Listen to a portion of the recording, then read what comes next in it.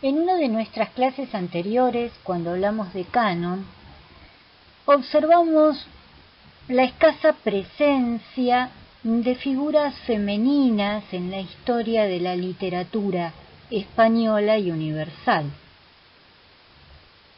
Cuando hallamos mujeres, referencias a mujeres, estas referencias son muy pocas y algunas de ellas han podido trascender porque de alguna manera estuvieron vinculadas a la corte. Nos vamos a encontrar con dos líneas, podríamos decir, en rasgos generales, de mujeres asociadas al convento, mujeres religiosas, de escritura en general asociada a la tradición católica, y mujeres fuera de esa tradición conventual que por lo general estuvieron más relacionadas con la corte. Este es el caso de Luisa Sigea, la humanista. En casi todos los casos es muy poco el material crítico sobre las autoras.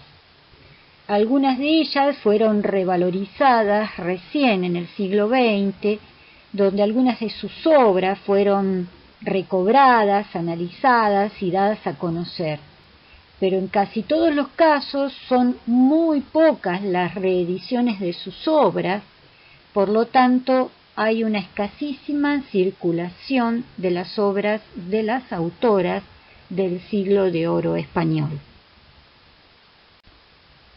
En una clase anterior, cuando hablábamos de canon, decíamos de la escasa integración de mujeres al canon literario y en general al canon artístico.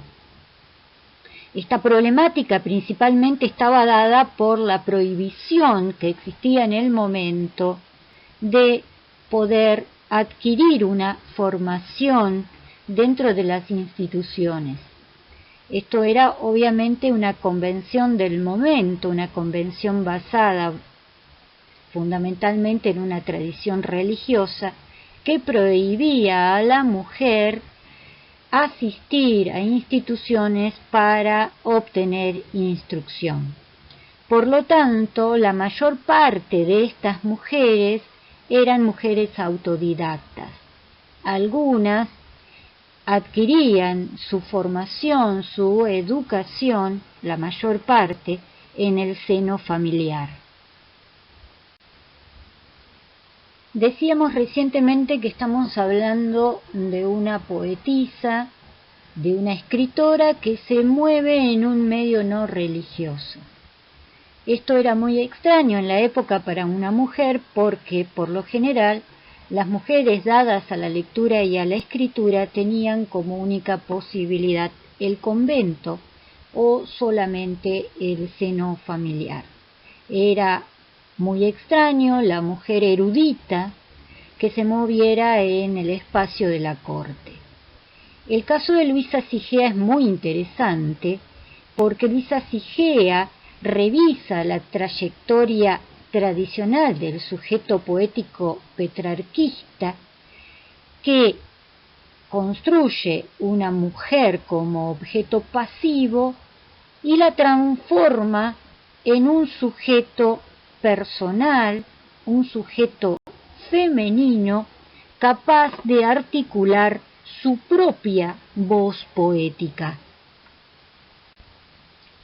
Luisa Sigea logra de alguna manera cierta fama entre sus contemporáneos. Y esto es algo muy interesante porque solamente Teresa de Jesús la supera en cantidad de obras, pero sobre todo porque el tenor de las obras de Teresa de Jesús en general son de tipo religioso, como veremos más adelante.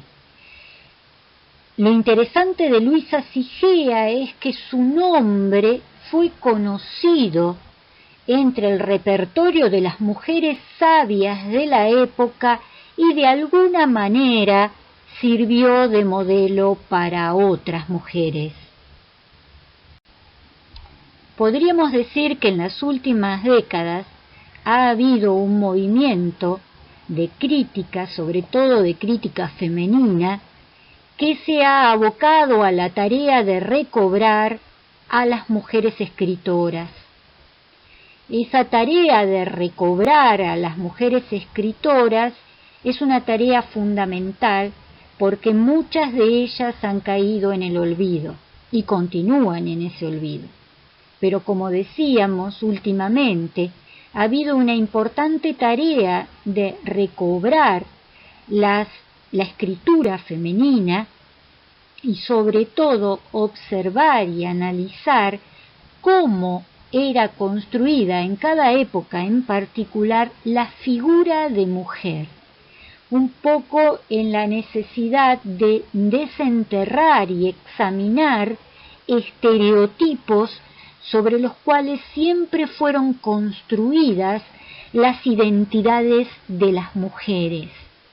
Por lo tanto, estudiar, leer, recobrar aquellas mujeres que siempre han quedado, digamos, al margen del canon literario, es una tarea necesaria para revitalizar, en el sentido más amplio, una verdadera historia de la literatura universal y en el caso nuestro de la literatura española.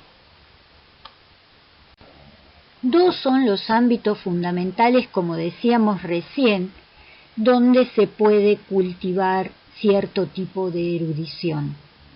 Uno es el convento para las mujeres y otro es la corte.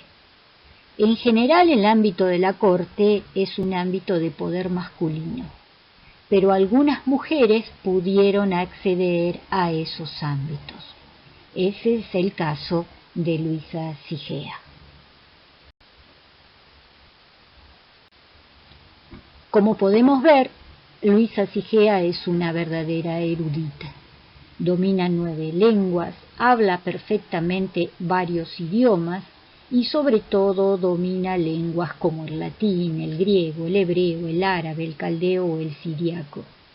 Es decir, que tiene un amplio conocimiento en lenguas muertas, en lenguas vivas y además en filosofía, poesía, historia, en poetas clásicos, en patrística y trabaja como escritora profesional de la corte.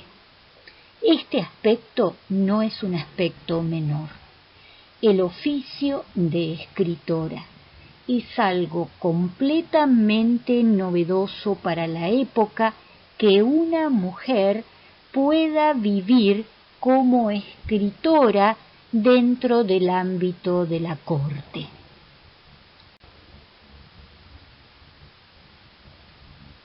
Si bien decíamos que Luisa Sigea tenía un espacio en la corte, todo lugar en la corte y cerca del poder solía ser realmente muy pasajero. Muerta la reina María de Habsburgo, Luisa Sigea y su marido se quedan sin trabajo. Los biógrafos sostienen que existe una carta que Luisa Sigea le dirige al rey Felipe II solicitándole empleo para ella y para su marido. En la carta, ella explica su formación y alega su situación de pobreza.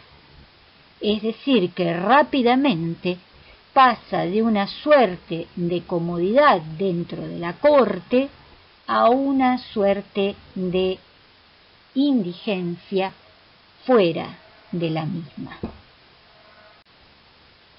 Aquí podemos leer un párrafo de la carta que le escribe Luisa Sigea a Felipe II solicitándole trabajo. Surge la situación entonces interesante de observar cómo una persona con semejante formación erudita solicita trabajo. La relación entre la erudición y el trabajo y la necesidad de hallar un lugar en la corte para poder sobrevivir. Todo esto dentro de la conformación de la figura de mujer en este espacio cultural de la época. La mayor parte de las obras de estas autoras se han perdido. Posiblemente haya sido porque muchas de esas obras permanecían en forma de manuscrito, es decir, no fueron publicadas, no fueron impresas. Y quizás esta haya sido una de las causas por las cuales se extraviaron. En el siglo pasado, Marcelino Menéndez Pelayo tradujo una obra de la autora escrita en latín y eso permitió que la obra circulase de alguna manera en ámbitos más abiertos.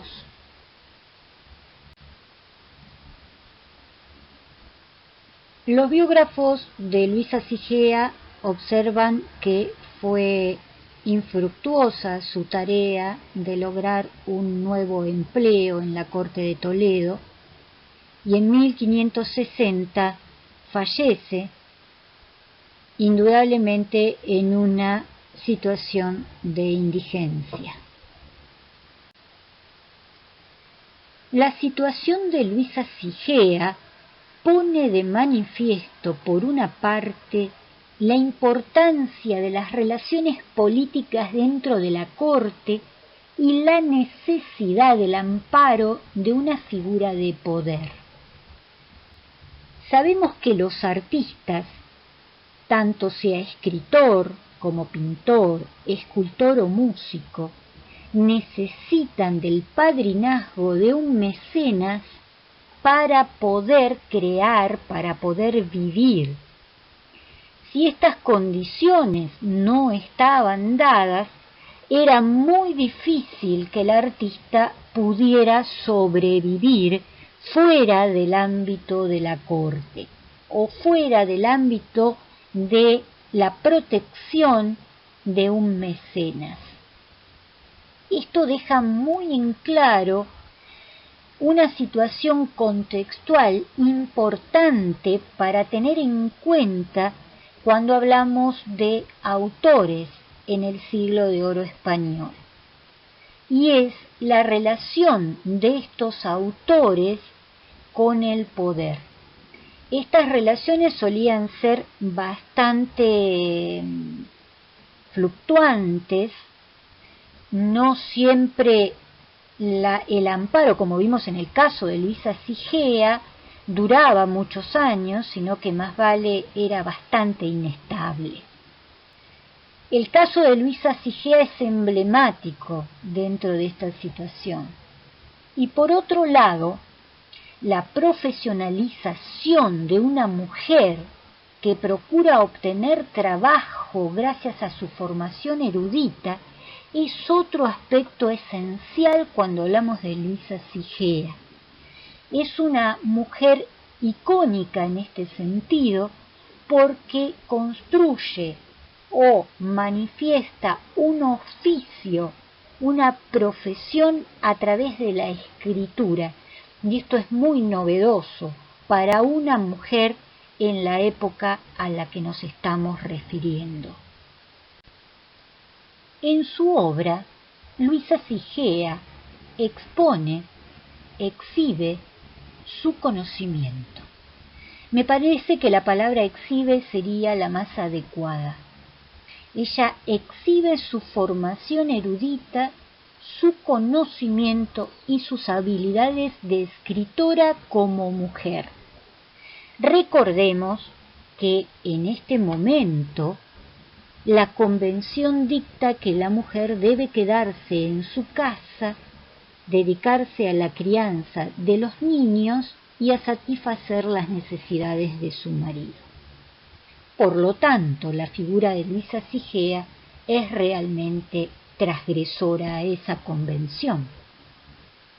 En una de sus obras escrita en latín, se plantea el diálogo entre dos mujeres que hablan prácticamente durante 3 días y exponen argumentos acerca de la vida de la corte, acerca del arte, lo que también determina una crítica muy delicada y bien fundamentada a la vida cortesana.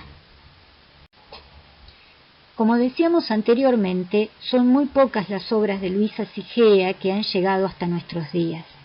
Pero no es ese solo el caso de Luisa Sigea, sino es el de la mayor parte de las mujeres del momento, de las escritoras del momento. Hasta el día de hoy es muy difícil acceder a la poca obra que ha sobrevivido. Es imposible acceder a la mayor parte de esas obras, no hay información en la red, son escasísimos los trabajos críticos sobre estas autoras. Esto pone digamos, de alguna manera, en primer plano la dificultad para llevar adelante cualquier proyecto de investigación sobre la literatura femenina de la época. También este es un desafío, obviamente, por eso nosotras hemos decidido que estas autoras de alguna manera formen parte de nuestro programa de la materia. Pero deja en claro una problemática de género. Decíamos que en las últimas décadas ha habido un movimiento importante de críticas que recobran las figuras femeninas de la historia de la literatura española. Es muy difícil el trabajo con las escritoras de esta época porque justamente sus obras en la mayor parte han desaparecido y muchas de las obras que se supone que existen están en bibliotecas sin digitalizar. Nos encontramos ante este desafío que es un problema pero también es un desafío. La cuestión en la mayoría de los casos del género es determinante para ingresar a los espacios de reconocimiento y a la difusión de las obras.